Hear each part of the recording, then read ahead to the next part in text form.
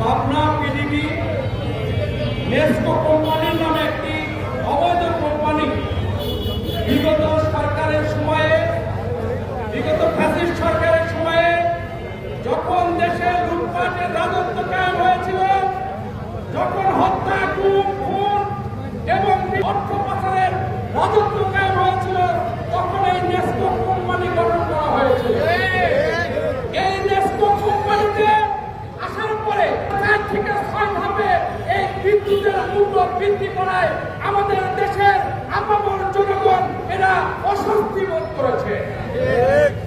আপনারা জানেন বাংলাদেশ একটি দারিদ্র সীমার নিচে দেশ। সেখানে আপনার এই দেশকে ঘোষণা করা হয়েছিল ডিজিটাল দেশ। আসলে কি আমরা ডিজিটাল হতে পেরেছিলাম?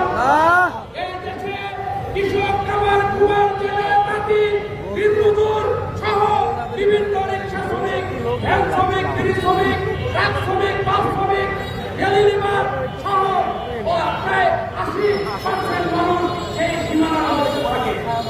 আপনারা জানেন এই নেসকো কোম্পানি যখন 4 থেকে 6 ধাপে বিদ্যুতের মূল্য বৃদ্ধি করার পরে মানুষের কাছে একটা সমালোচনার ঝড় উঠে গেল, তখন সরকার, তৎকালীন সরকার এই প্রিপেইড মিটার নামে একটা মিটার এই দেশের উপর আরোপ করা হয়েছে।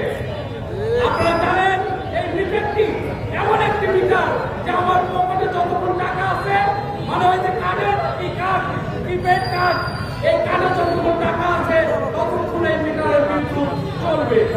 আর রাত 12টার সময়, 1টার সময়, 2টার সময় অথবা গরম তাপমাত্রা 42% তাপমাত্রা এই দেশে আমাদের মধ্যে হয়ে গেছে। এই সময় যদি বিদ্যুৎ চলে যায়, আমি বাড়িতে নাই, আমার স্ত্রী, আমার মা, আমার বাবা, আমার কন্যা সন্তান, আমার পুত্র সন্তান ছটফট করে স্ট্রোক করে মারা যাবে।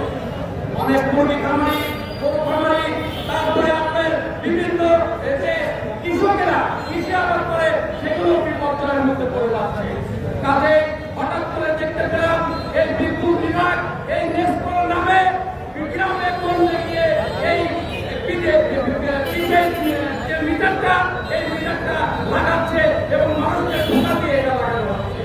আমরা যখন জনপ্রতিনিধি ছিলাম, মানুষের অধিকার নিয়ে কথা বলি, আমরা যখন মানুষের কোন অধিকার নিয়ে কথা বলি, মানুষের সেই অধিকারের পরে মানুষ আমাদেরকে যখন বলছে এটা একটা অন্যায়, অনৈতিক কাজ, তখনই আমরা এটার বিরুদ্ধে একটা আন্দোলন করে তুলেছি। আজকে আমরা জেলা প্রশাসক মহোদয়ের কাছে যাবো, স্মারকলিপি যাবো, সেই সাথে যাদের নামে মিথ্যা মামলা হয়েছে আমি পিডিবির অফিসারকে অনুরোধ রাখবো এবং পাবনা সদর থানার সালাম ভাই যখন আন্দোলনের সময়কালে আমার বাড়িতে, আমার এলাকায় ছিল, উনি ভালো মানুষ, উনিরা তখন মানে ঘরে আবদ্ধ